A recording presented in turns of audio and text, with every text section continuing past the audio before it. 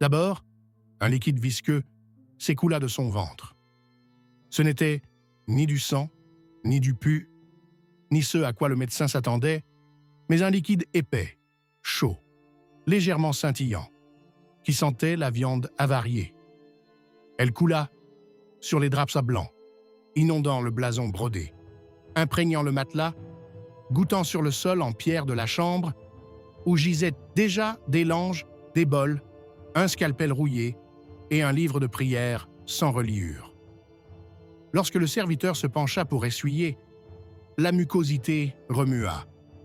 Les dernières semaines de la vie de l'empereur Frédéric II furent cachées derrière d'épais rideaux et des ordres de silence. Tout ce qui entourait le lit du monarque sentait la sueur, les médicaments et l'eau croupie. Le greffier, autorisé à noter l'état du souverain, nota dans une note personnelle « Il gémit quand on le regarde » et il respire comme si tout résonnait à l'intérieur de lui. Les serviteurs emportaient des pots de chambre remplis d'un liquide sombre presque noir. L'un des gardes, qui était resté 6 heures à la porte, déclara plus tard « Je pensais que quelqu'un rampait derrière eux. On n'entendait pas de mots, seulement des bruissements et des quintes de toux, comme si des griffes grattaient à son corps. » Frédéric avait 63 ans. Au cours de sa vie, il avait combattu les papes romains, réprimé des révoltes, assisté personnellement à la torture d'hérétiques et affirmé publiquement que la peur était la seule chose qui animait les foules. Son entourage craignait même son silence. Mais à partir de la fin octobre, l'empereur se mit à parler trop. Il invoquait des évêques morts depuis longtemps, ordonnait de couper la tête de ceux qui étaient en exil depuis longtemps et murmurait que ses entrailles pourrissaient non pas sans raison, mais sur ordre d'en haut. Le médecin Pietro d'Angelo, venu de l'école de Salerne, écrivait dans son rapport « Son ventre est gonflé, sa peau est sombre et tendue, comme si quelque chose de rond et de dur appuyait de l'intérieur. Il a des écoulements au niveau du nombril. Sa température est instable, son discours confus. On lui a appliqué un cataplasme à base de vermouth, d'oignons cuits et de vinaigre. On lui a prescrit 2 saignées par jour et de l'opium pour la nuit. Rien n'y faisait. Son ventre continuait de gonfler. Le 3e jour après l'arrivée du médecin, Friedrich commença à souffrir de violentes douleurs et ordonna qu'on lui ouvre le ventre. On le retint. Il hurlait. Sous la menace d'être tué, le médecin accepta de pratiquer l'autopsie sur place, dans la chambre, entouré de prêtres. Il n'y avait pas de sang sous la peau, seulement du mucus. Les entrailles semblaient refuser d'être humaines. Lorsque j'ai touché le foie, il s'est désagrégé, écrivit Pietro. Après cette intervention, on ne referma pas le ventre. La plaie s'infecta, la peau noircit et un liquide nauséabond continua de s'écouler. On administrait à l'empereur une poudre composée de mousse pourrie, de plomb et de vinaigre de vin. On lui donnait à boire une décoction de peau de vipère. Sur son oreiller reposaient 3 croix en pain séché, censées lui apporter un soulagement. Mais il criait, d'abord seulement la nuit, puis tout le temps. Il exigeait qu'on lui amène des moines, mais les chassait dès qu'il entendait le mot « pardon ». Il menaçait de brûler les évêques pour leur trahison, pour ne pas être venus. L'un d'eux, arrivé en secret, le vit et n'osa pas entrer dans la chambre. Selon un témoin, il dit « Ce n'est plus un homme ». La garde fut renforcée dans le palais. Seuls 2 eunuques et la servante en chef avaient le droit d'entrer dans les appartements. Ceux qui y pénétraient en ressortaient en vomissant. Le corps empestait. Les draps n'étaient pas changés, car il était interdit de toucher la peau de l'empereur. Au moindre contact, elle se déchirait. Les plaies bougeaient, suintant un liquide semblable à du miel, mais avec une odeur de fer rouillé. La panique commençait à gagner l'entourage. L'un des conseillers écrivit secrètement « S'il meurt maintenant, la couronne tombera entre les mains d'un fou ». Son héritier, son petit-fils Conrad, était trop jeune. Les cardinaux à Rome insistèrent pour qu'il abdique. On tenta de forcer l'empereur à dicter son testament, mais à chaque fois, il se mettait à prier, de manière incohérente, dans 3 langues à la fois, et exigeait qu'on lui apporte l'os de Saint Sébastien, celui qui a un trou pour respirer. La médecine était impuissante. Les médecins ne comprenaient pas ce qui se décomposait le plus vite, ses organes ou son esprit. Il entendait des bruits de pas derrière les murs, jurait qu'il y avait quelque chose qui respirait dans le sol et ordonnait de clouer toutes les fenêtres. Les derniers jours, il interdit d'allumer les bougies. Dans l'obscurité, selon son serviteur, il murmurait « Je les vois bouger à l'intérieur de moi ». Cela a continué ainsi jusqu'à la mi-décembre. Cette nuit-là, personne n'a entendu de cri, seul un craquement, comme si quelqu'un avait cassé une branche mouillée. Quand ils sont entrés, il ne respirait plus, son corps était recroquevillé en position fétale. Son ventre était silencieux. Mais la blessure pulsait encore. Puis commença ce que les serviteurs eux-mêmes appelèrent la dernière guerre. Les corps étaient transportés par les portes arrière, les médecins couraient, les chroniqueurs déchiraient leurs notes, craignant pour leur vie. Dans les couloirs du palais, on ne cachait plus l'odeur. Les murs de pierre de l'abbaye de Palerme, où était détenu l'empereur mourant, étaient recouverts de chiffons imbibés de vinaigre et de sang. L'un des gardes vomit juste devant la porte et fut emmené. Les serviteurs reçurent l'ordre de ne pas dire un mot. « Son ventre est ouvert », murmuraient-ils entre eux, mais personne ne savait qui avait pris cette décision, ni quand. Un moine bénédictin, du nom de Hubert, admis dans les appartements sur ordre de l'archevêque, nota dans son journal « Le ventre est béant, comme une plaie ouverte. Les entrailles sont à moitié à l'extérieur, recouvertes de chiffons, imbibées de vinaigre, de miel et de terre.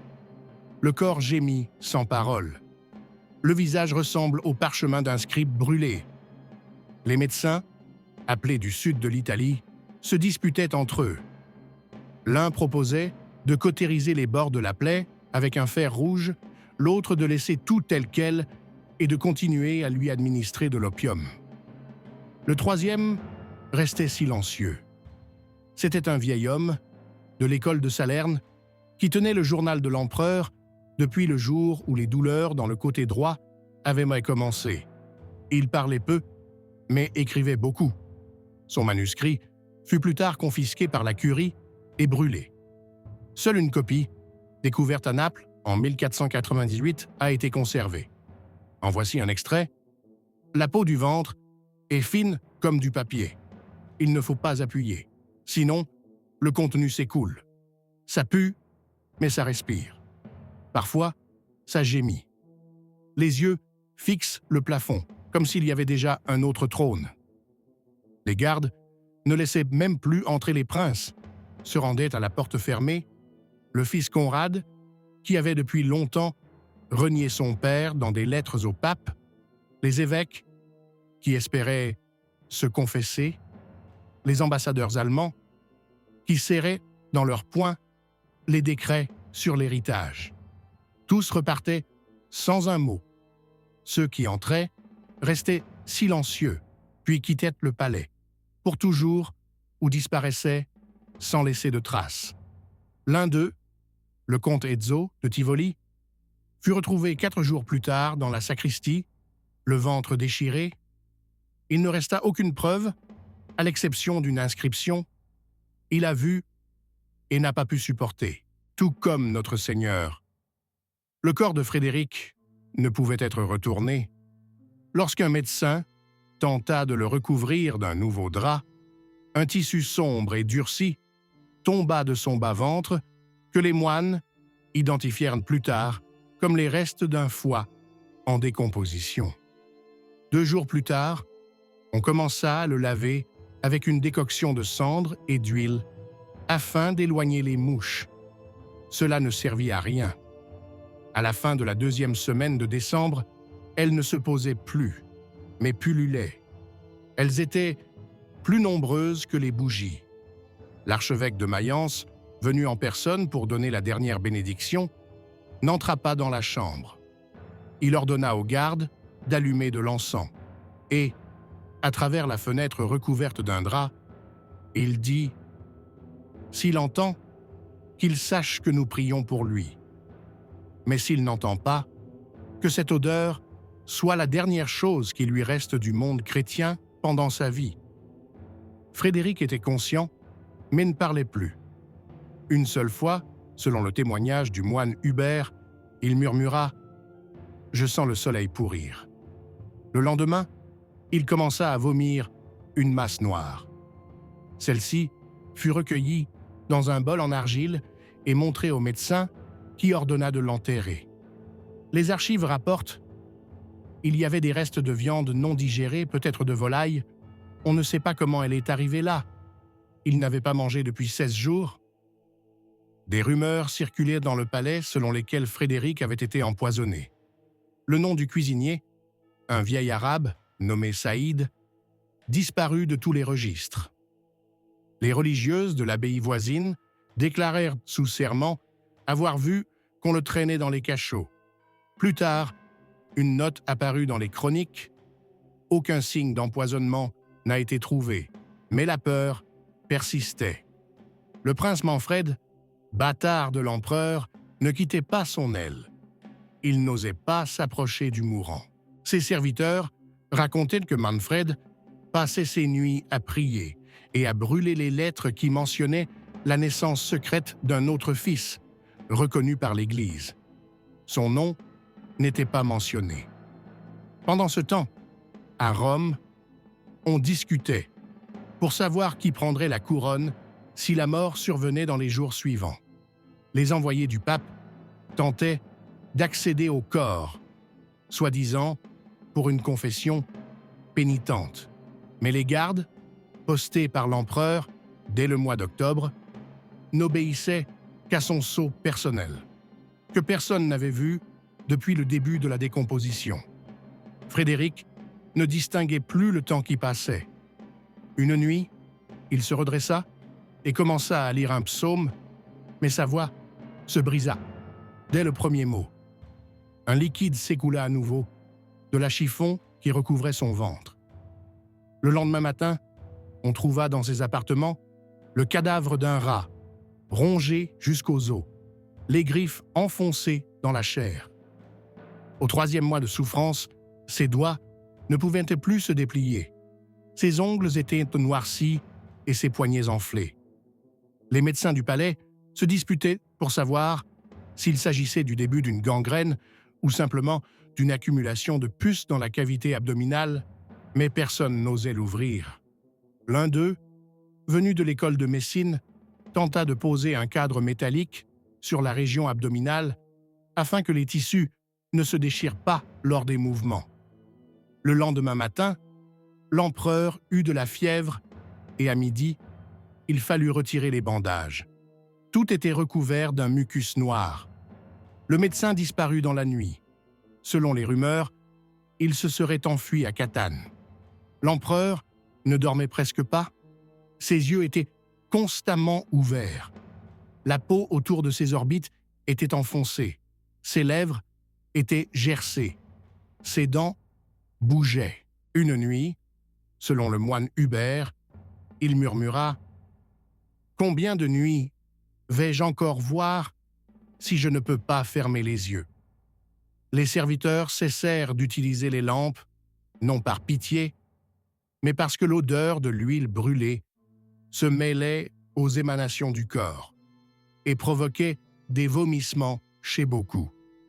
Sur ordre de l'archevêque de Palerme, on commença à réciter quotidiennement des prières de purification dans les appartements.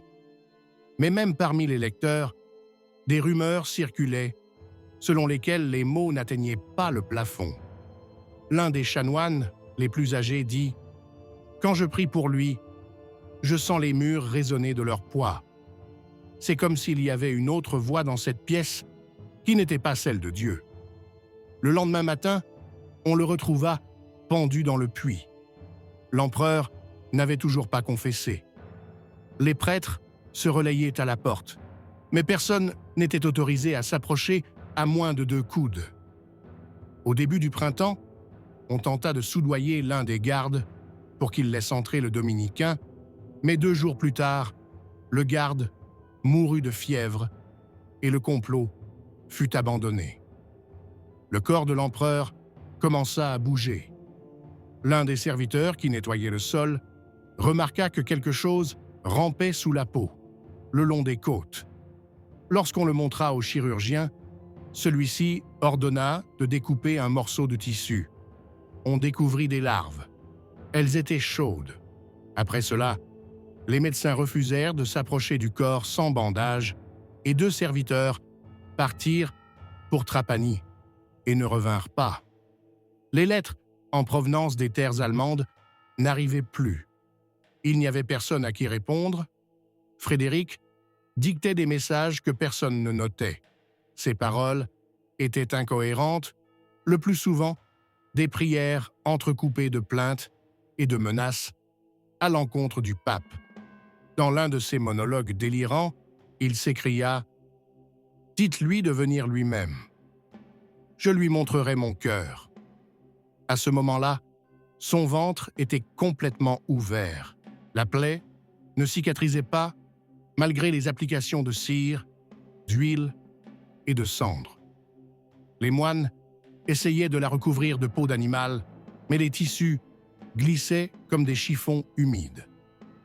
L'air dans la pièce était devenu visqueux. Les archives rapportent. On avait l'impression que la chair ne se décomposait pas simplement, mais qu'elle vivait de sa propre volonté. Comme si le corps ne mourait pas pour mourir, mais pour retenir l'âme le plus longtemps possible. Les serviteurs commencèrent à mourir. 3 d'entre eux moururent de cause inconnue. Ils avaient tous les yeux enflammés, des plaies dans la bouche et de la fièvre. L'un d'eux, dans son délire, criait « Il te regarde quand tu lui tournes le dos. » Après cela, seuls 2 hommes entraient dans la chambre, un eunuque et un garçon muet, tous 2 d'origine inconnue. Tous 2 disparurent après la mort de l'empereur. Au même moment, des négociations commencèrent dans l'enceinte du palais. Manfred, Conrad et les neveux, venus du nord de l'Italie, ne cachaient plus leurs intentions. Chacun voulait obtenir les clés des appartements privés où étaient prétendument conservées les lettres, les sceaux et le testament. Mais la porte restait fermée. Personne ne savait qui détenait la clé. Frédéric ne parlait plus. Il ne faisait que grogner, émettant un long son guttural semblable au souffle d'une vache morte. Parfois, ce son était interrompu par un râle soudain. Puis le silence régnait dans la pièce. Puis à nouveau un gémissement, puis le silence. Au milieu du printemps, on lui ouvrit la poitrine, officiellement pour drainer le liquide accumulé. Mais comme le note un traité tardif intitulé « De la mort du César », dont l'auteur est inconnu, la véritable raison était de savoir s'il avait encore un cœur. Selon les notes, là où aurait dû se trouver le tissu cardiaque, il n'y avait qu'une bouillie blanchâtre ressemblant à du lait trop cuit. On y vit un signe. Les procédures furent interrompues. L'empereur resta alité, ouvert, immobile, ne respirant plus, mais les yeux pleins de pus qui continuaient de regarder. Lorsque les serviteurs entrèrent à nouveau dans la chambre pour changer les draps, le tissu, sous le corps, était collé au sol. L'abdomen avait fusionné avec le bois. Il fallut plusieurs personnes pour détacher le corps des planches. Pendant cette opération, une masse sombre et épaisse, mélangée à du pus en flocons, s'écoula de la plaie ouverte. La pièce fut envahie par une odeur si âcre que 2 serviteurs s'évanouirent et qu'un autre vomit sur les pieds d'iambes de l'empereur. Personne ne le punit. À ce moment-là, la punition n'avait plus aucun sens. Sa cage thoracique ne se soulevait plus. Mais Frédéric n'était pas mort. Ses yeux bougeaient, lentement, d'un mouvement hésitant. Il suivait chacun de ceux qui s'approchaient. L'un des médecins écrivit dans son rapport « Il ne meurt pas, il reste ». Et son corps est devenu une cage dont son âme ne peut sortir. Les prières cessèrent. Les prêtres quittèrent la cour. Il n'en restait plus qu'un. Envoyé directement du monastère de Montreuil, il était assis dans un coin et murmurait des psaumes à travers un chiffon imbibé de vinaigre. Il commença à avoir des éruptions cutanées. Il mourut 4 jours plus tard. Manfred envoya un rapport à Rome. L'empereur est dans un état anormal. Il ne parle pas, mais il entend. Il n'est pas mort, mais il n'est pas vivant non plus. Il ne respire plus, mais son corps refuse de se décomposer. La réponse fut silencieuse. Le pape ne voulait pas s'impliquer dans des événements qui ressemblaient plus à une malédiction qu'à de la politique. Au bout de 4 semaines, des morceaux de tissu commencèrent à sortir de la plaie dans son ventre. Ce n'étaient pas des organes, mais plutôt de la chair morte en couches, semblable à du papier mouillé. Les serviteurs la ramassaient dans des bols qui étaient brûlés contre les murs du château. L'un des plongeurs affirma avoir vu des empreintes de lettres dans la chair. Il fut renvoyé. Au printemps, alors que les hirondelles n'étaient pas encore revenues, le château était désert. Seuls les muets restaient auprès de l'empereur, ceux qui ne pouvaient pas parler et ceux qui refusaient de parler. Les fenêtres de ces appartements étaient condamnées. Les portes étaient verrouillées de l'intérieur. On apportait de l'eau dans des récipients en argile et on la laissait contre le mur. Parfois, elle disparaissait. Parfois, il n'y en avait pas. Presque tous les courtisans avaient quitté la cour. Le duc de Calabre était parti dans la nuit sans dire au revoir. L'évêque de Salerne avait été emmené sur une civière, pris d'une crise d'étouffement. L'un des héritiers, Conrad, avait tenté de pénétrer dans les appartements afin de remettre de l'ordre dans l'esprit de son père. Il n'a pas été autorisé à entrer. Les soldats qui gardaient pour la porte n'avaient reçu aucun ordre. Ils restèrent simplement debout, jour et nuit, sans manger ni dormir. L'un d'eux s'est arraché les ongles lorsqu'il a entendu une voix derrière la porte qui, selon lui, était la sienne, mais qui parlait avec l'accent de son grand-père décédé. Au printemps, le corps a bougé. Sans respirer, sans bouger consciemment, il a levé la main et l'a posée sur sa poitrine.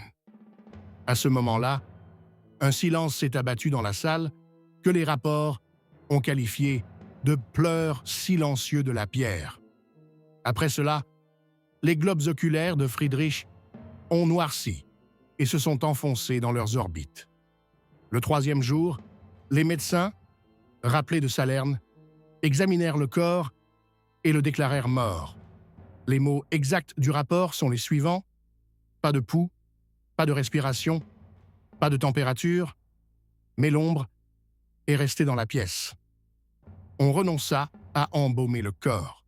La tentative d'ouvrir la cavité abdominale provoqua un dégagement de gaz qui fit tomber l'un des artisans, mort sur le coup. Un autre se brûla les mains comme s'il avait touché du charbon. Il fut décidé d'enterrer le corps le plus rapidement possible. Le corps a été enveloppé dans de la cire, recouvert de résine, et déposé dans un sarcophage en plomb, sans attendre la procession officielle. Les funérailles ont eu lieu dans une cathédrale vide, où le prêtre a lu les paroles à travers un tissu enroulé autour de son visage. Les psaumes avaient été enregistrés à l'avance et reproduits sur papier, afin de ne pas les prononcer à voix haute. Après l'enterrement, la lutte commença. Les lettres trouvées dans ses appartements étaient à contradictoires. Certaines léguaient le pouvoir à Manfred, d'autres à Conrad, d'autres encore à un certain bâtard italien dont le nom avait été rayé. Le testament était couvert de saleté. La signature ressemblait à la trace convulsive d'une griffe. Les ambassadeurs de Rome déclarèrent sa mort, colère naturelle de Dieu. Les princes électeurs allemands commencèrent à se diviser. Les comtés italiens devinrent indépendants. Pendant 4 ans, il n'y eut pas d'héritier officiellement reconnu. Pendant ce temps, une rumeur se répandit de Palerme à Naples. Il n'est pas mort. Il a quitté le monde des vivants et il jugera quand il reviendra. Lorsque le corps de Frédéric fut scellé dans le plomb, la température à l'intérieur du sarcophage continua d'augmenter. Selon le rapport du maître artisan chargé du scellement, au bout de 3 jours, le métal se mit à vibrer comme si quelqu'un bougeait à l'intérieur. Les orifices d'aération ont dû être bouchés avec de la cire et du fer. Les murs, autour du tombeau, ont commencé à s'effondrer et 1 semaine plus tard, le sarcophage a été transféré dans les souterrains du château de Fiorentino, sans cortège ni rituel. C'est ainsi que disparut le dernier témoin de sa fin. Les conséquences furent rapides. À Rome, la chancellerie papale resta d'abord silencieuse, puis publia un bref communiqué « L'impardonnable est tombé ». Mais le lendemain, il fut réécrit, de manière plus modérée, en évitant de mentionner son nom. Les cardinaux se disputèrent pour savoir s'ils pouvaient célébrer une messe de requiem, si l'âme du défunt, comme on le disait, n'avait pas quitté son corps. Une dépêche arriva de Salerne.